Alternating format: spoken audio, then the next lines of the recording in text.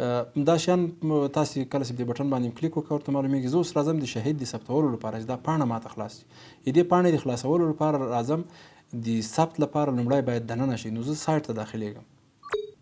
سایټ ته چې کله داخلیږو دا کلیک مو پرې باندې وکړو دغسې یوه صفحه راځي. دلته په دغه صفحې ته چې بیا ور داخلیږو کومه ژبه باندې، یعنې دلته کیدای شي تاسې دغه ټول سافټویر په بله ژبه باندې لومړی مو د ژبې لپاره برخه ورکړې ده، پښتو ده، دري ده، ازبکي ده، عربي ده، اردو ده، انګلیسي ده. په هره برخه باندې چې تاسو غواړئ نوی رجسټریشن وکړئ، نوی حساب خلاص کړئ او یا د سایټ ته داخل شئ. که نوی یو حساب خلاصوئ نو تاسو دلته دغه نوې برخې ته راسئ. نو نوم ده، د پلار نوم ده، ولایت ده، ولسوالي ده او د ټلیفون شماره ده، یوزر ده او ایمیل ادرس ده، دلته یو پاسورډ، دغه پاسورډ ورته انتخابوو. په ضمن کې شرایط او قوانین دغه د هغه لپاره لولو.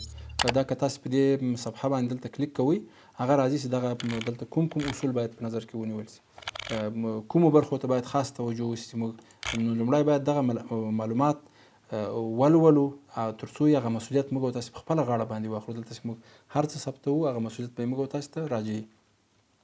اوس د ما سره تیار ایمیل ادرس ته او په دې براوزر کې لاګین ده یا په موبایل کې ما هغه جیمیل هغه خلاص کړی ده. نو په اساني سره زه راځم د ګوګل سره ننوتل.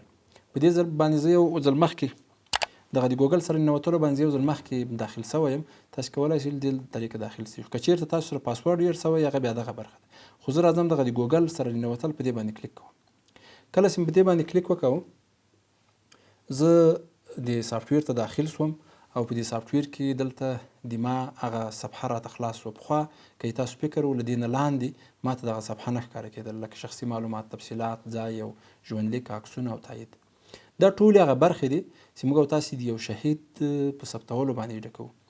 په صفحه کې لومړی خو هغه معلومات دي. په دومه برخه کې دا هغه د تکمیلې برخه ده چې څومره کومې برخې چې موږ او تاسې بشپړوو په همغه اندازه باندې فیصدي په لحاظ باندې دغه خانه له موږ سره ډکېږي چې مخکې ورسره لاړ شو. شخصي معلومات. په شخصي معلوماتو کې ټولې هغه خانې چې هغه ستوري نښان لري، دلته د ستوري یو ور نښان ورکول سوی دا لاندې برخه کې تاسې وینئ، هغه خانه ډکول لازمي ده. یعنې هغه خانه به موږ او تاسې ډکوو. د هغې خانې پرته موږ او تاسې ته بله خانه نه خلاصېږي، پرمختګ نشو کولی. دا شیان لازم دي. اوس د شهید نوم لازم ده.